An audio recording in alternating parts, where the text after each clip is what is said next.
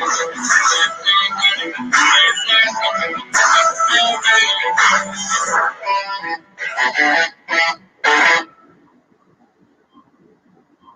so yeah. Wait lang. Nalito lang si Doc bago kasi yung ating setup. But anyway, magandang umaga sa lahat ng mga G-Leapers natin and welcome to Rockstar TV. We are live now sa aking FB page and of course sa aking personal FB and sa ating YouTube channel. Maraming salamat sa lahat ng mga G-Leapers natin na nag-aabang sa atin every day. Hindi lang dito sa Pilipinas kundi sa iba't ibang bahagi ng mundo. So maraming salamat po sa inyo and have a great day. Alright, so yan. So iba na yung ating setup ha. So nandito tayo ngayon sa Rockstar, GDS Rockstar Investment Corporation sa NSPAR, Balanga City, Balanga, Bataan. So sa lahat ng mga taga-Bataan, Balanga, nandito po ako ngayon. Maraming salamat sa ating business partner, Sir Harold Macapagal. And of course sa NSPAR, salamat. NSPAR, nandyan ba kayo? Palakpak naman oh! Palakpak! Yan, thank you sa lahat ng mga kasama ko dito sa NSPAR Office and Rockstar Investment Corporation. Magandang umaga. Kanina kakwento ako sila, nagko-coffee kami. Thank you for this. This is our new space here. Yan po, nakita niyo yung background. Yan. Paano ba ako lilingon?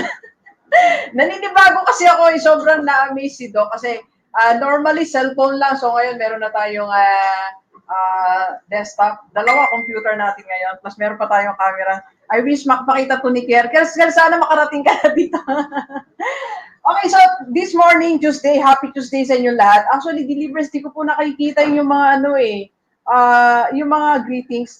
Bati na po ba kayo? Hindi ko kayo makakita Wala pa yung aking assistant. But anyway, so Tuesday ngayon, yeah, Mamayo will be here. And kasama natin and meron tayong special guest. Mamaya mapapanood natin si Sir Jan. Hey, alright, so ngayon babasa na muna tayo mga natin mga G-Leapers pasensya na, naninibago ako sa setup natin. Ito pala yung feeling ng mayaman yung office mo, no? Pang mayaman. Okay, so bati muna tayo sa YouTube muna. Unahin natin YouTube channel natin. Ma'am Rachel Nicole Gabriel, good morning sa inyo. Good morning po sa Emerson. Rica Mera, thank you sa inyo sa lahat ng mga nasa YouTube channel natin everyday nanonood. Thank you po. And sa ating FB page, ang mga kaibigan sa Inspire pa yun. Pasensya na, maingay sito. Okay, so bati tayo din sa ating FB page. Ma'am Merlisa Galos, good day po. Ma'am Maridets, good morning. Ma'am Lynn, Ma'am Angelica, kapatid na Irene, ingat dyan sa Bataan Peninsula Medical Health Center. Okay, and Ma'am Christine Villar, salamat. Sa mga person nyo po ako makikita ngayon, please, sabihin nyo lang first time and don't forget to share our video para mas marami ma-inspire kasi very inspiring ang araw na to. Marami tayong di-discuss. Mama, you'll be giving her message and our ang tawag dito ang ating guest. Alright? Okay, so announcement tayo ngayon. Tuesday po Tuesday ngayon. Saturday. So tuloy po tayo sa ating business bootcamp with Sir James na dapat nung last Saturday kaya lang po due to announcement ng PLDT. So, ginawa natin sa Saturday. And kasabay din niya ng ating VIP class. VIP business class muna. Sa lahat po ng mga business owners or you want to start your business, meron akong VIP business class every Saturday. Then after po, ang business bootcamp natin. And one more, sa lahat ng gusto magpa-coach sa atin, online and personal. So, pwede na po kayong magpunta dito sa ating office personal. Gawin lang natin mga necessary mga precautionary measures para sa ating lahat, okay? So, or if you want online po, pwede din po kayo mag-message sa aking FB page or sa aking personal FB. And sa lahat po na gustong mag-invest sa ating GTS Rockstar Investment Corporation, yan po ang ating tarpaulin. Nakikita niyo po ba? Yan, dyan. Sa mga nag-invest na po, nakausap natin 2 days ago, maraming salamat sa inyo for the support. Sabi nila, Doc, alam mo, we want to do it just to support your new business. Maraming salamat po sa inyo. And if you want to be part of the historical, first batch na investors ng GDS Rockstar Investment Corporation, message lang din po kayo sa akin. Okay? Alright, so yes, magandang umaga sa inyo lahat and good morning and salamat muli Sir Harold, Inspire, sa Board of Directors and sa lahat ng mga empleyado ng Inspire. Nandito na po ang GDS Rockstar Investment Corporation. Nandito po tayo sa Balanga. Okay? Alright, so marami tayo ngayong abangan na mga messages na hinihintay nyo. So please share this video and let us welcome my co-host, Mamayo.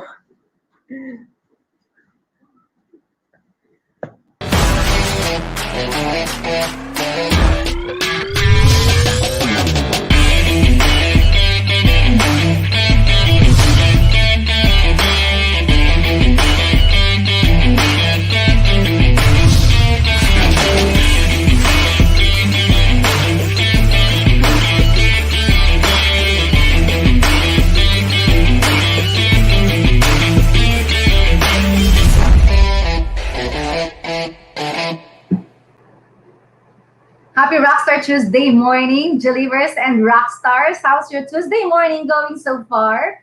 Sa amin dito, no, here in Cebu, thankfully, we are not affected by any of this internet, yung mga sinabi nga ng PLDT that there will be some kind of problems with our internet connectivity. So far, so good. It has been like days, they announced it, pero okay pa rin tayo. So, how are you po? I'd like to see your greetings on the screen, ha? Sa bati po tayong lahat. I like the new office of Doc Gigi. It's so, professional level up talaga. And I'm so excited for the grand launch of that, GDS Rockstar Investment Corporation. Congratulations to the team there. So ngayon po, before I pitch in my message sa inyong lahat, meron, of course, unahin na natin yung ating special guest ngayon. Alam nyo, maganda ang topic natin today because we are talking about leadership. But this time, it's going to be leadership in communication. Why is it important that we acquire this skill?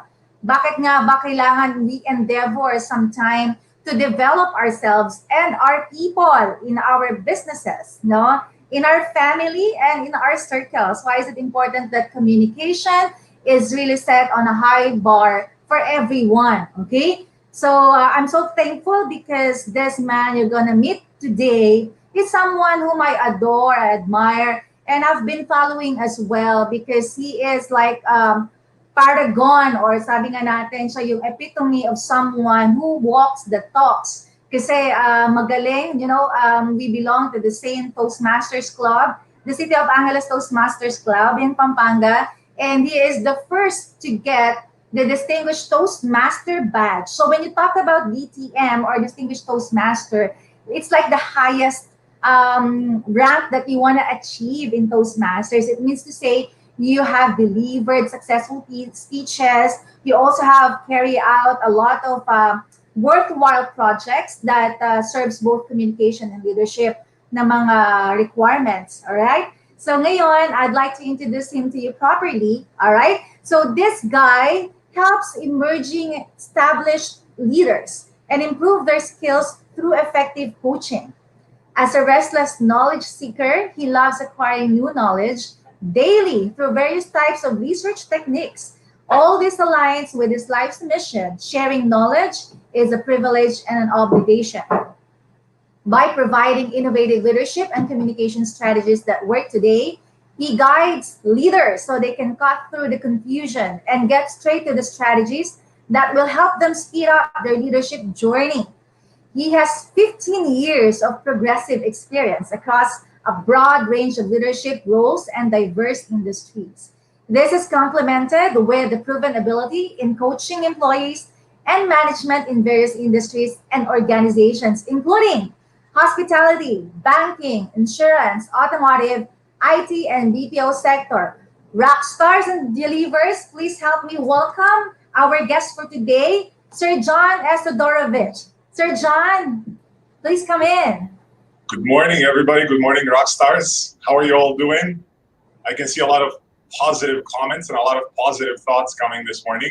Tuesday is somewhat of an amazing day. It's not in the middle, it's not at the beginning, and I often feel like Tuesday should have its own place.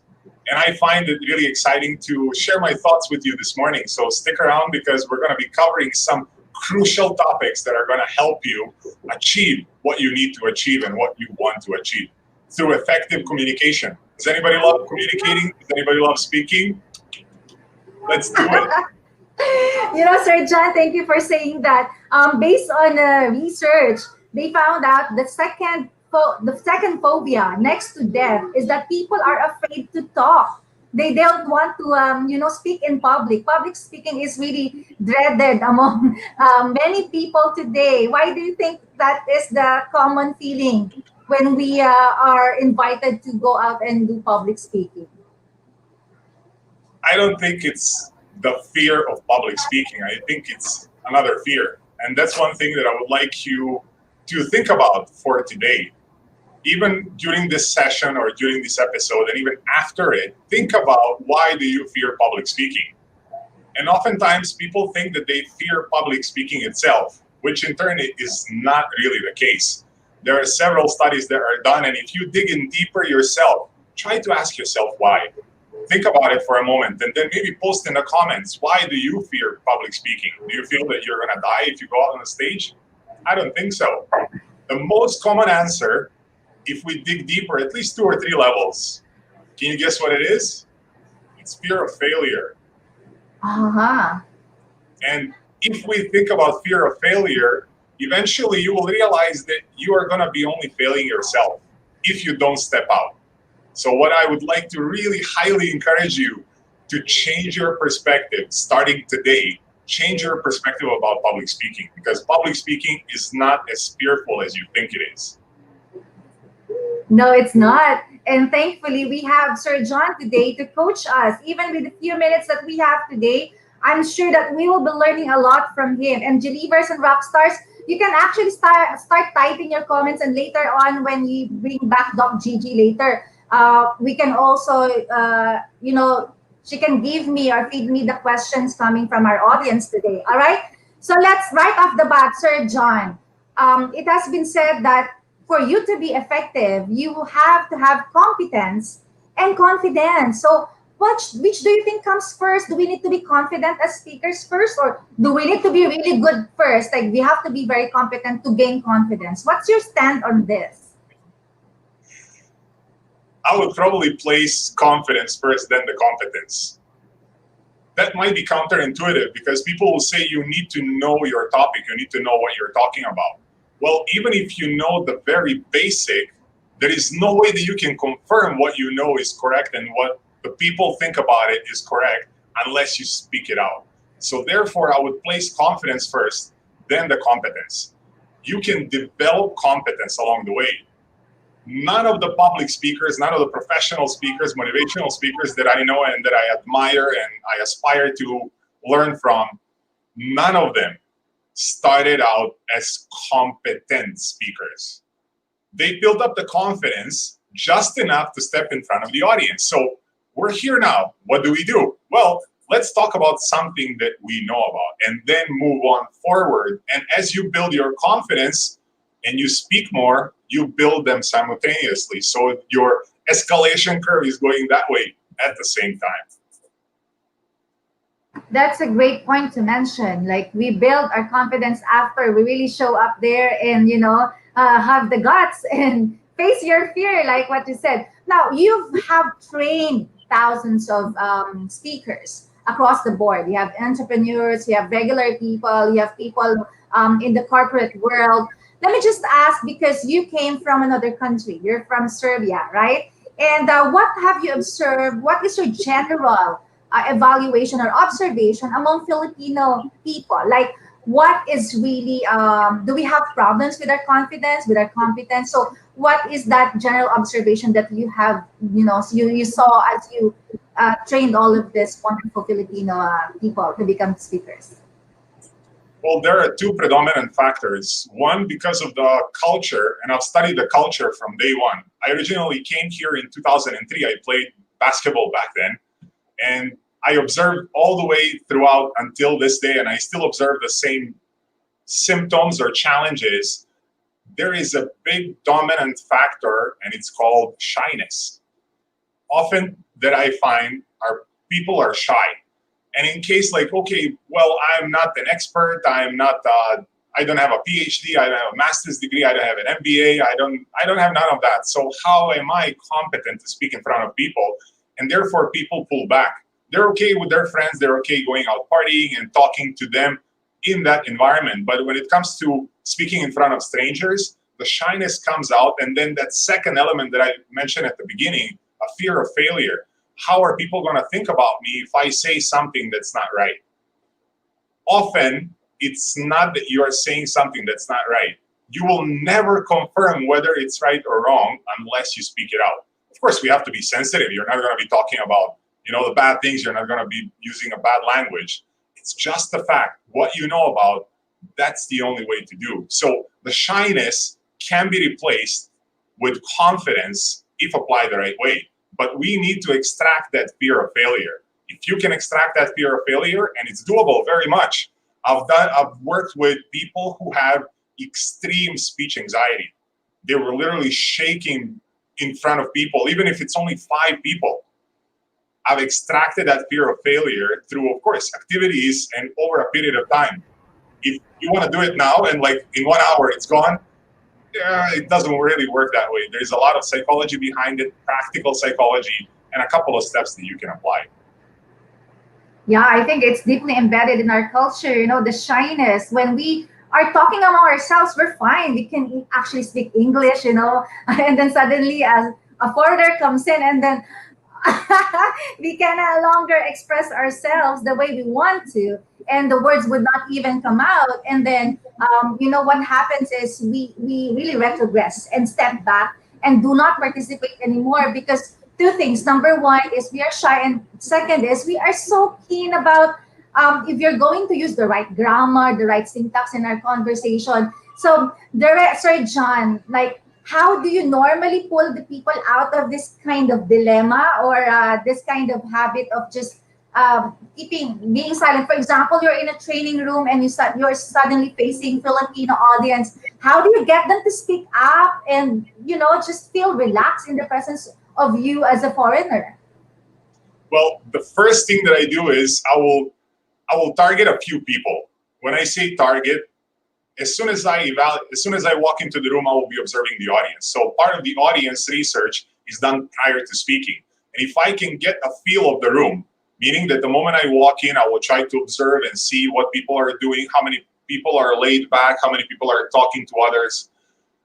To break through that barrier, I will first go with people who are slightly more interactive and then transition into those who are less. Because their encouragement will be built upon by their peers. So people around them, if they see me and I'm speaking almost perfect grammar and I'm really fluent and everything, they will be worried because of that fear of failure that if they stand up and speak up, that's not going to work for them and they're going to look silly in front of their friends or in front of their colleagues. So I will start off with maybe 1 or 2 people who are probably in leadership positions or in a higher level position and try to prompt them to answer something. And then I will ask somebody to react to it. So that other person might be a bit less confident or expressive. Yeah. And then from that point, I will start shifting lower and lower until I can get at least 5 or 10 people to participate all the way through. That's a great strategy to really lighten, the place and keep the conversation starting actually. Now, Sir John, well, first of all, Believers and Rockstars, to those who have just tuned in, you are watching Sir John Todorovich, our leadership communication guru today. And it's important that we really speak up and be leaders, be good communicators at work, in our businesses. Now, the next question, of course, you are free to ask questions or type any of your comments. We will read that later. But Sir John, now let's do a little shift of this discussion because a lot of our viewers are also entrepreneurs. Now, even if they are not directly or not really doing all the marketing and everything, why is it important that as entrepreneurs, they really develop or acquire skills when it comes to leadership communication? Or is it the other way around, communication leadership? So why do they need to harness their communication abilities as they run their businesses? Well, the first part is that communication is an essential element of leadership. So communication skills, if you're an aspiring leader, an emerging leader, an established leader, communication is the key. Have a look at the most successful entrepreneurs in the world. The one skill that they have mastered or they're mastering is communication. Not the hard skills. It's not about balance sheets. It's not about the profit and loss. It's none of that. It's communication. You, as an entrepreneur, are your business. The moment you open your mouth, you are talking about your business. So if you want to get better with your business together and you want to grow exponentially, you need to express your thoughts. You need to communicate. You need to speak up about your business. Without marketing, sure, you can get along with it. You don't have to invest significant amount of money in it. But what you do need to invest is how you communicate about your business. Because you are the ambassador of your business. You are the first PR person of your business. And that's the first thing that I've done. The moment I open up my first business, I'm like, okay, I know that I have to talk about it. Not all the time. I don't have to spam people with all this information. But as soon as they ask me, what do? I need to be confident and speak about it. I cannot have that fear of failure, because if I have the fear of failure, my business will eventually fail. So work on your communication skills. Other hard skills, you can work on them gradually and develop them. But number one, communication, for sure. You heard it right from Sir John about communication is the number one ingredient, or let's say one key skill that we need to develop as entrepreneurs.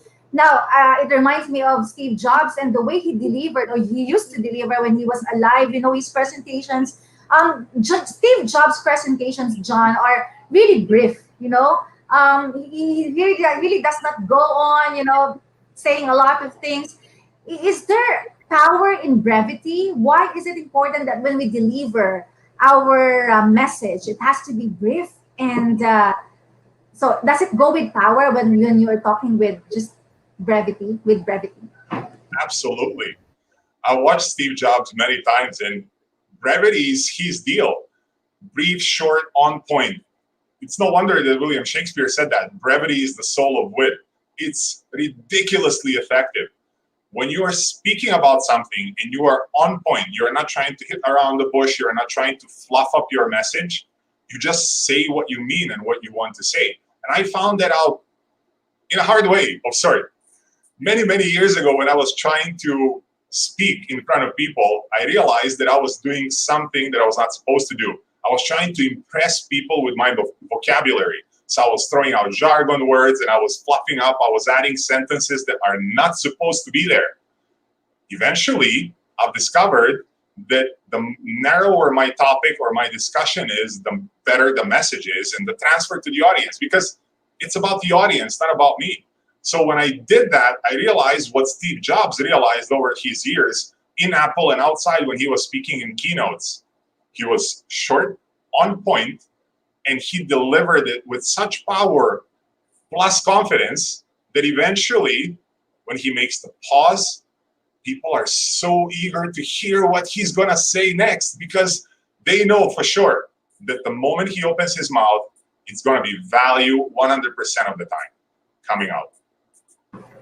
Amazing, yeah. I did observe the same thing. So what you're saying to us, Sir John, is this shift that when you speak, whether any setting, given any setting, it's not about you as the speaker, because there is this tendency of, really, what do you call this? You really rest on your laurels, the egotistic side of you that I'm the best here, I'm the guru, I'm the expert, so you gotta listen to me. So how do you now pivot that? Like when you approach the stage, or when you meet your audience, how do you ensure that you are indeed concerned about the needs of your audience more than what you want to tell them? Well, it all starts with a message. If I cannot come up with a message that fits into a single sentence, 10 to 12 words, literally, the entire speech, even if it's a keynote speech of 45 minutes, I have to be able to fit it into a single sentence where I can say the message that's going to deliver the most impact, the most value, the most deliverables to the audience. And from that point, I reverse engineer my entire speech, which means that whatever I say, whatever I speak up, it will bring additional knowledge, transformation, value, anything, you name it, to the audience, because the speech is prepared so they can take something from it. Not that I'm going to showcase my skills in speaking. I know that I can speak. I know that I can communicate well, but that's not the reason why I'm going out on the stage. So whatever is in here, whatever I have collected over the years, I want to transfer that and share that with people and get them to take action. So that sentence also has to be a call to action. What are you trying to get them to do? Are you trying to get them to improve their health? Are you trying to get them to level up their business? Are you trying to get them to scale their business from 10 million pesos to 20 million pesos? What are you trying to tell them? Work it from there and then work backwards. That way you will deliver the highest exponential value you can think about. We are learning a lot from you, Sir John, Believers and Rockstars. I know that you are listening to this, and I hope you are, and really trying to absorb everything that we are hearing from Sir John. I've heard Sir John several times in our meetings and have always been amazed the way he delivers himself. I don't know if you have observed it, but the moment I asked him to come in, he was able to deliver that first lines already without effortlessly. You know, it's like something that he does on a daily basis, and no more effort on his part. So thank you so much for really walking the talk, Sir John. We are learning a lot from you. Now, I was just reading the book last night. You know, the originals that I kept showing this to the rockstars and our viewers. But I read about Martin King Luther Jr.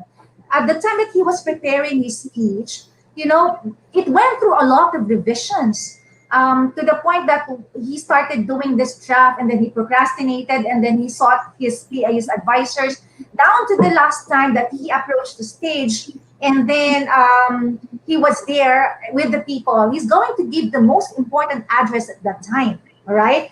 And from then on, he heard somebody said, "You talk about the dream, Martin." So that's when he said, "I have a dream." And to this day, we remember those words, "I have a dream." Now, Sir John, please help us because sometimes we get lost in so many things that we have to understand or remember about communication. But what do you think are some of the most overlooked elements of communication these days? Has it something to do with, aside from the messaging, how does it affect now the transfer, the delivery? Why are some of the messages memorable, unforgettable, and why are some of those messages just come to our right ears and then they come out to our left ears? Martin Luther King Jr. has had an opportunity to build that dream because he has done something crucial to build that up. He listened to people. He listened to thousands, to millions of people, hundreds of thousands, all the time. If he did not listen to his people, he would never be able to come up with his dream. It never would have happened. And I don't talk about just listening. You play music, you're listening to music, you're listening to your TV, you're listening to your friends. Not that kind of listening. I'm talking about active listening. If I'm learning something, if I'm trying to pick up the pace, if I'm trying to pick up a new skill, something, even from this environment, I will actively listen. That means that you are listening intently to what the other person is saying. If I'm talking to you right now, you're not trying to interact, you're not trying to impose, you're not trying to interrupt, you're not trying to jump in and say something else because that's a response. Most people listen with the intent to respond, not to understand. So let me frame that the right way. Listen to people with the intent to understand. The response will come. That's fairly easy. If you know what they're talking about and why are they talking about it, then you will have a better perspective of how to respond. But the response comes easy. If you fully understood your message, same like Martin Luther King, your dream will come naturally and you will be able to respond to people. As entrepreneurs, same principle. If you talk to your clients and they say, "Oh, I have all these problems," and okay, but look at my product. You're listening just to respond. But if you're listening to their problems, what are their failures, so that you can extract the information, how to build your services better, how to build your products to be more meaningful, and then communicate it back to them meaningfully. If somebody says, "Well, I have this problem, I cannot scale my business. Here's what my problem is, blah, blah, blah." And then you're gonna say, "Yes, this is the strategy that I've applied and this is what you can do." That's not gonna work. So make sure that you eliminate, so two important things in the active listening: eliminate every single distraction from yourself that you can have, including your cell phone. That's one of the number one keys. Whenever I have a discussion with anybody, Cell phone has to be placed away on a silent mode, not even on a vibrate. The moment you have that little, oh, maybe I can check and see what the next reaction is. Eliminate all the distractions and focus intently on that person. I love that. So, of course, you have to eliminate your biases as well, Sir John. Sometimes you have these questions on mind that you just want to inject all the time, and because these are your beliefs, but you have to really listen intently, active listening. I think that's something new to some of our viewers today. So, don't just listen, actively listen to people when you talk to them. And it's also important that when we also talk to our customers, our stakeholders, we apply this active listening skill as well. Okay. I'm sure that you are not yet satisfied by just having a few minutes with Sir John. He's been a very wonderful resource today. But I'd like to throw this last question para matulungan niya tayong lahat. No? G-Divers, I know you're there. I hope you can say hi to Sir John. You can type your greetings here because he can read that later. Now, Sir John, as entrepreneurs, as people in business, in corporate world, or even our personal lives, what are some of the few steps that we can begin today to become better communicators, to become better leaders in whatever we do? Well, the first thing is you need to start talking to people. I know it's kind of like way too simple and basic, and I understand that, but that's the way to start. The only way to validate what you know and whether it's really worth people's time, apply the same processes. So the moment you start talking, you're building your confidence. But when you start talking about something, use that brevity so that you can build up the clarity. Because with brevity, you will develop clarity and transparency. So you are really clear on what you're talking about, especially as an entrepreneur. When you're trying to sell your business, your products, your services, not sell as in sell it to someone else, but sell it as a general service or a general product, you are providing brevity by providing clear and transparent message to your audience. So make sure that you test out a few times. Try it out in front of your friends, the ones that you can rely on, not just your barcadas, the ones that you're going out on Friday or Saturday night, to the friends that are going to give you meaningful feedback. They're going to say, oh, that sounds a bit off. And then test it out in an environment where there are a few of your friends and a few people that you may or may not know, or acquaintances, and then try to shift even further from there. So as you're developing confidence and clarity, transparency, brevity, whatever you want to call it. And then after you say all those things, listen to your people. Listen to people you spoke to. That way you can really craft your messages in the future better. Because anytime they tell you something back, you can use it as feedback. But don't always look into feedback because that was in the past and we cannot change the past. Look into the feed forward. How can we focus on our future, on our present and future? What can we do to improve ourselves? What can we do to improve our businesses? And always listen. I cannot emphasize that enough. One of the key reasons why I became successful as a professional speaker is listening. I used to listen what my audience will tell me, even if they don't speak. Can you believe that? Audience can talk to you even if they're not speaking out. And there was the question mentioned in the chat regarding that. It's also about the body language that the audience is portraying. Are they frowning their faces? Are they looking around? What are they doing? Observe even your friends, observe your family, observe your acquaintances, your colleagues.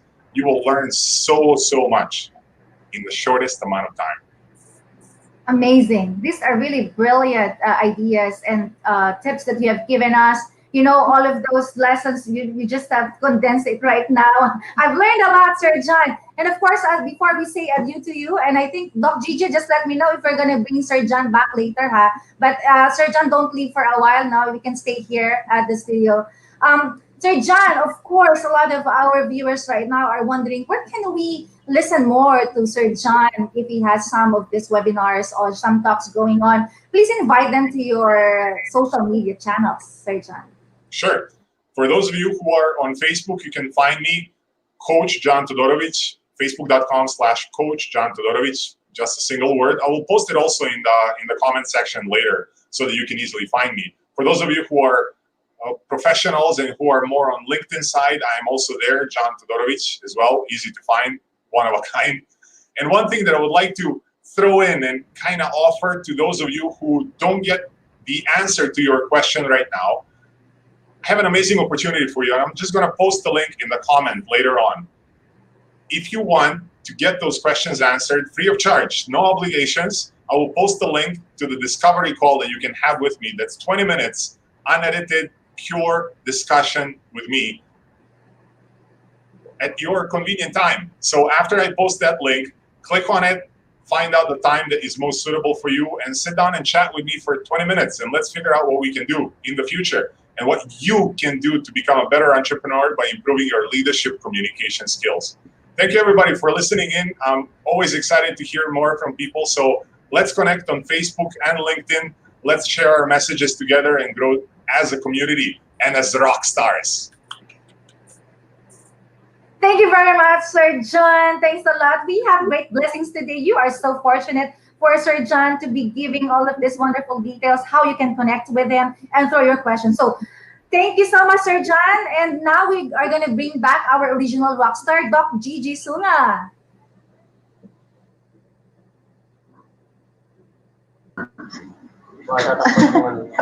Hi, Mamayo. Hello. Hi, Doc. That was wonderful.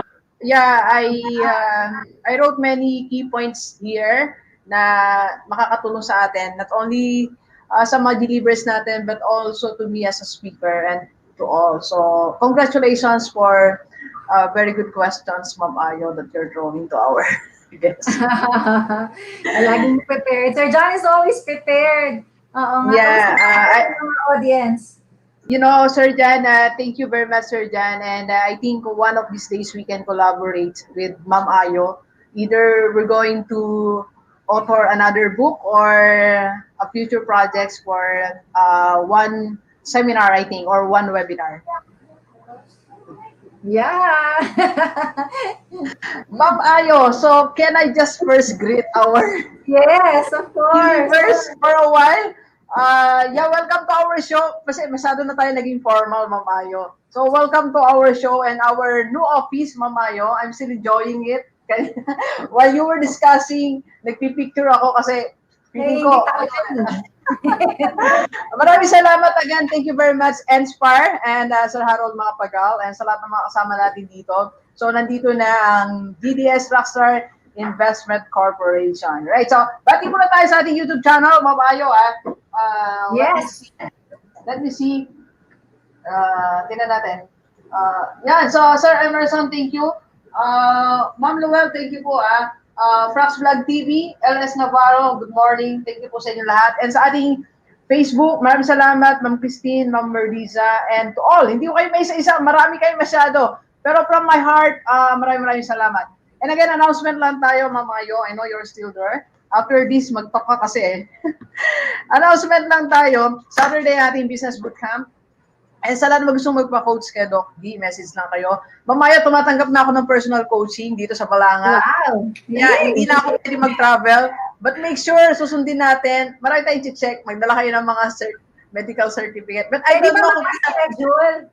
Pagpunta ko dito Pwede. Hindi ko lang alam what's the policy rule ng Bataan Care. Parang meron nata, we are medyo kami. Let's see kung paano. Sa personal, na dito.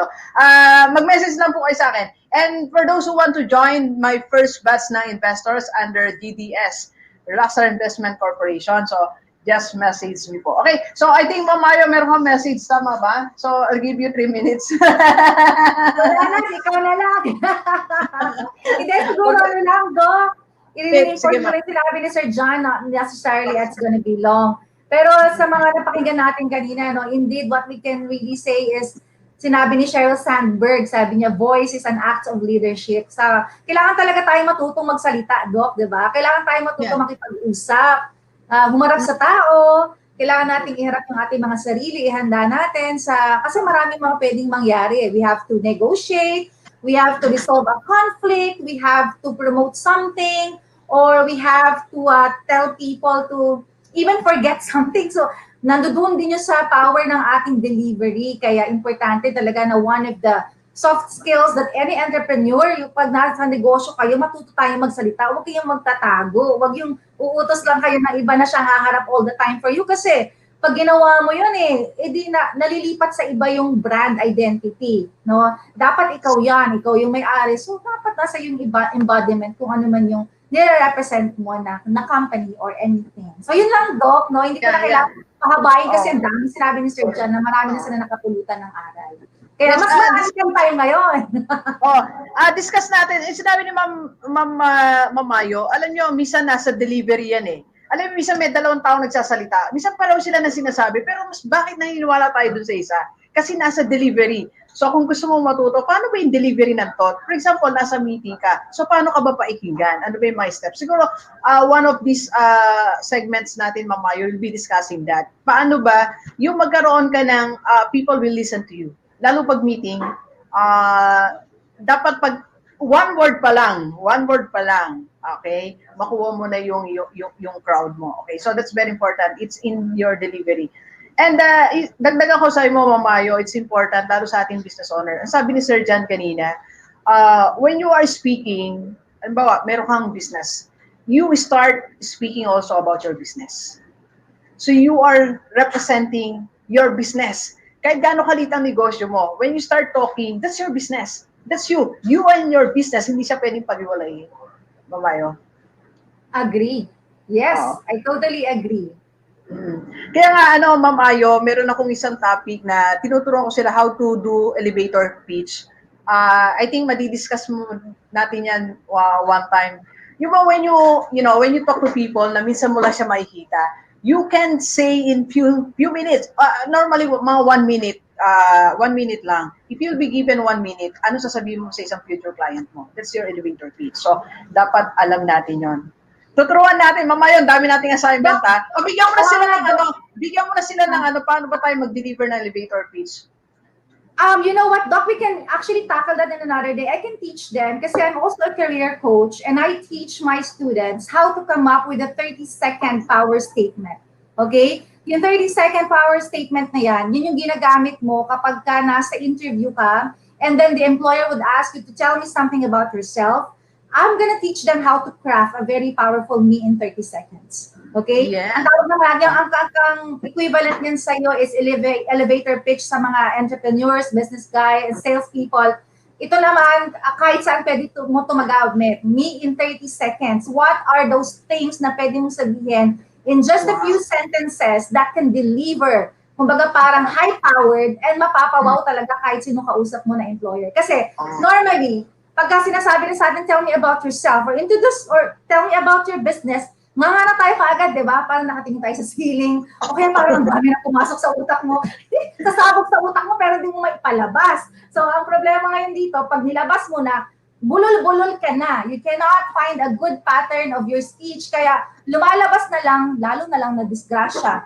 And more often than not, Doc Gigi, mas maraming hindi natatanggap sa trabaho because of this one question. Tell me about yourself. And I think ganun din yan. Make or break deal yan kahit sa mga potential na magjowa o kaya naman sa mga potential na mga investor mo. Magjowa talaga? Paano naman napasok magjowa, ma'am? Importante yun, di ba? You have me at first hello. So dapat yung first hello mo, powerful yun. Paano yung powerful na hello? Paano yung powerful na hello para magka-jowa naman? Kasi di ba may mga luma, may mga ano tawag mo ba, mga G-Leavers, yung pasong-paso na mga linya na, di ba? Alam mo na yun. Hindi na nag-work out yun. So, dapat mag-iisip ka ngayon ng me in 30 seconds na suitable sa kung sino ka, na kahit saan ka dalhin, will take effect. Like ngayon, meron si Doc GJ ngayon na GDS Rockstar Investment.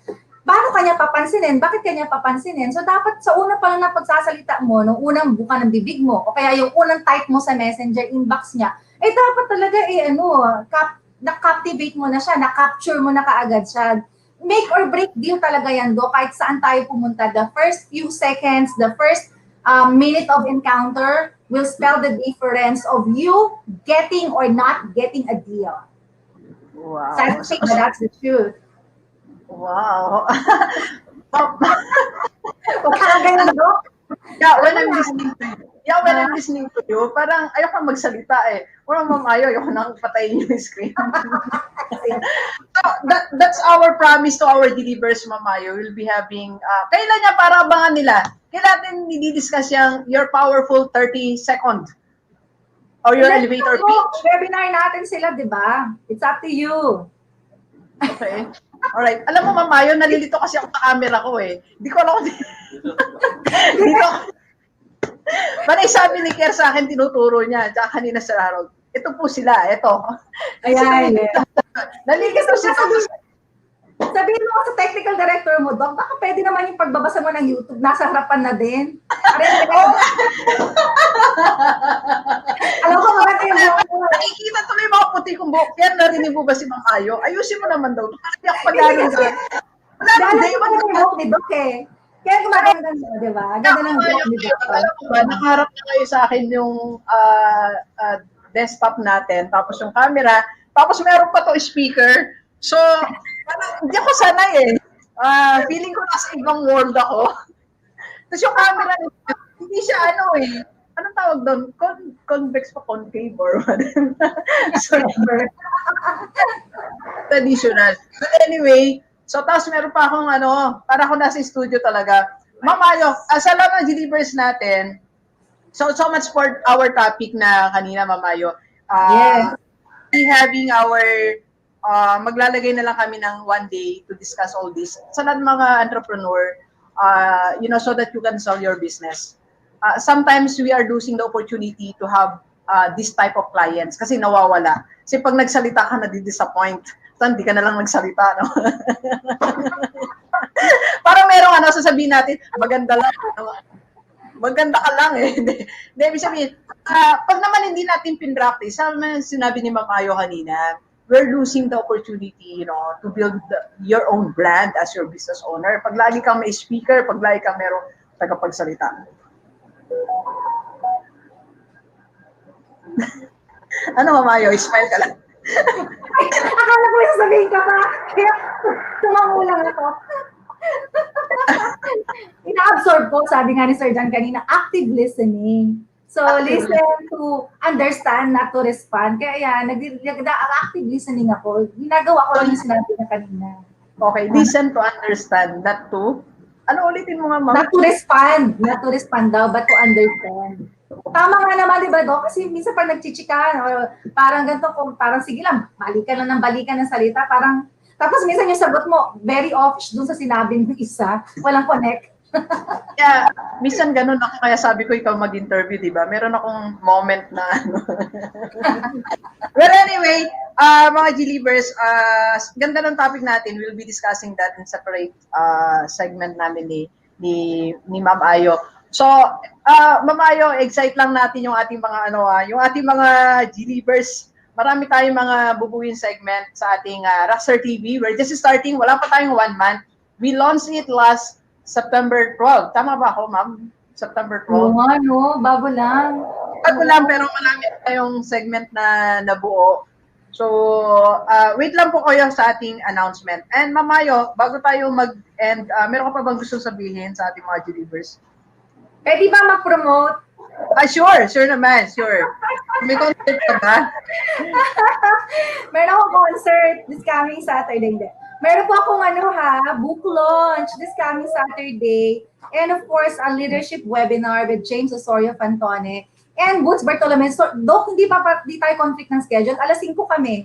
Ano oras ba kayo ni James? Sa Sabado? Ha? 8 p.m. Pero meron akong VIP business class. Pero kung gusto mo i-cancel ko yun para sa'yo. Hindi, wag mo i-cancel. Hindi mo i-cancel. Okay pala. So, unahin niyo muna kung panoorin kami ng 5 o'clock, a leadership webinar with the Franchising Guru of the Philippines, Boots Bartolome, and of course, Michael Gerber's first Filipino certified trainer ng EMIF, James Osorio Fantone. Of course, andun ako.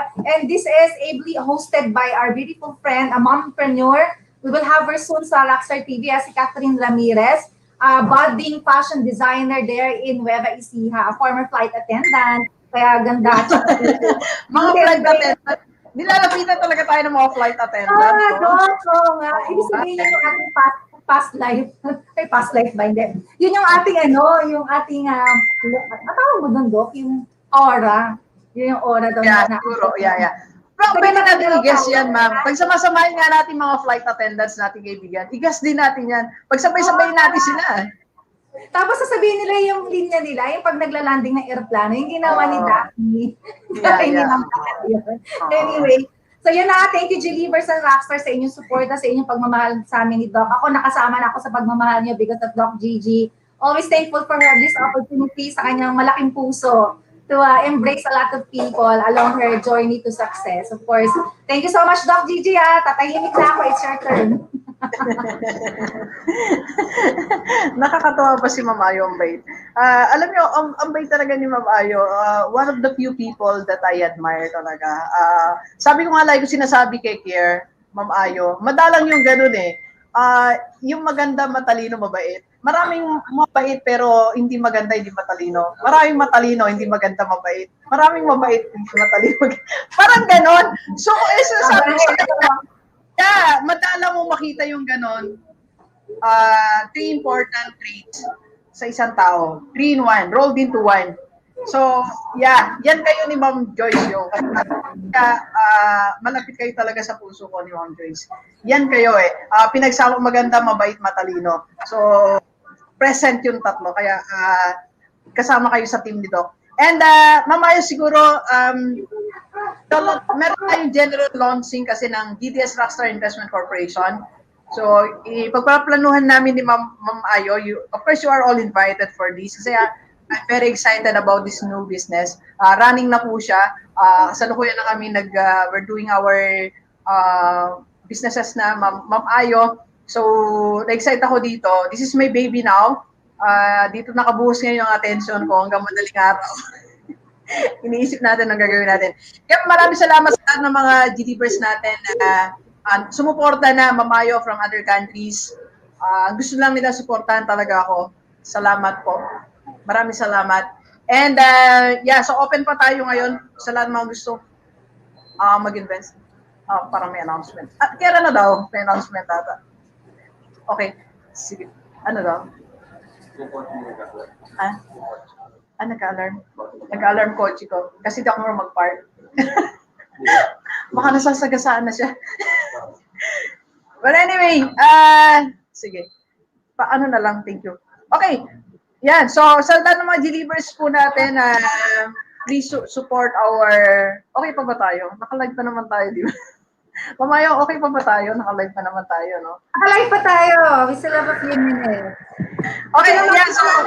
Si Sir John, thank you, Sir John Todorovic. Thank you so much. Yeah. Thank you, Sir John. Sir John, I'll talk to you after this.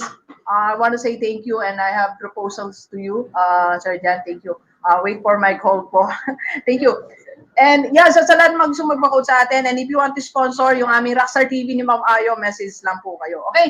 Ma'am Ayo, ano pa ang gagawin natin? Sa ating YouTube channel, don't worry, hindi na ako gaganito. Siguro kaya na rin gawa ng paraan ng team natin. Actually, Ma'am Ayo, dine-decoration nila ito. Lightings and marami silang ginagawa dito sa aking space. Celebrity? Malaki to, Ma'am Ayo. I wish kaya kong galawin tong camera eh. Hindi ko siya kayang galawin. Para sana mapakita ko. Pero salamat, Sir Harold muli. Thank you very much. Ang ganda ng place na binigyan nila sa akin. May mga paintings pa na naka-standby. Nagbabili pa sila. Nagbabili pa sila ng mga gamit. Marami silang binili. Maraming salamat. Ginasusan talaga nila ako. Tapos kanyang umaga pagtingin ko, meron tayo nito. Maraming salamat. Surprise nila sa akin. Thank you. Thank you, Mamayo. Siguro, mga Genevers, nandiyan pa ba kayo? Hindi ko kayo nababati isa-isa. Pero salamat po sa inyo, John Boy, sa ating YouTube. And Ilde M. Good morning po sa inyo. And sa ating FB page, maraming salamat sa inyo lahat. Okay, Mamayo, meron ka pa sasabihin. Bukas, meron tayo special guest tomorrow. Yes, exciting tomorrow kasi maraming makaka-relate. He is an OFW in Europe, sa isa sa pinakamayamang countries in Europe, and he's back here in the Philippines with an advocacy to promote, financial literacy. At ang ganda ng story talaga niya, Doc, mapapaiyak ka sa ganda ng story niya. So bukas alamin natin yan na paano tayo makakapulot ng aral mula sa ating former OFW now back in the Philippines and building rebuilding his life here. Okay. So, Rebuild your life here. Rebuild your life here. Ang ganda nun. Title ko nga yan. Sandali lang ha. Title natin sa vlog. How to rebuild your life here. Life here, correct. Your life here.